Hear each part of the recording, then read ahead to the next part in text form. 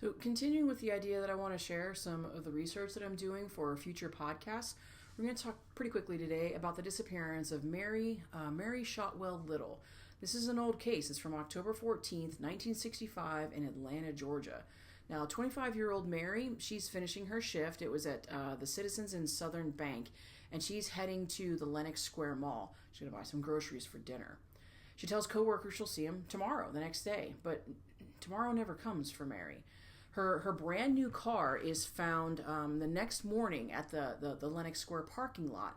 Now, inside are her groceries, her purse, her belongings, but something was very, very wrong. There was blood, kind of streaked on the steering wheel. There was blood on the driver's seat. Her underwear were folded kind of neatly and just kind of like sat inside of the car.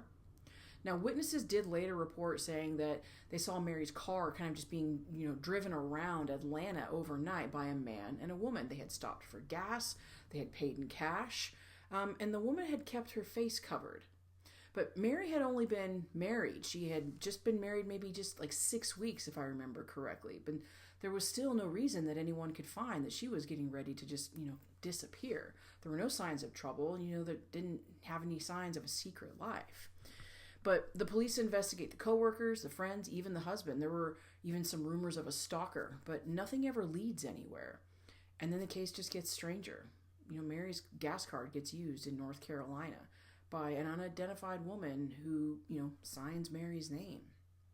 60-some years later, the disappearance of Mary Shotwell Little remains one of Atlanta's most chilling, cold cases. A young woman walked into a mall. She just kind of vanished into a mystery that still haunts investigators today.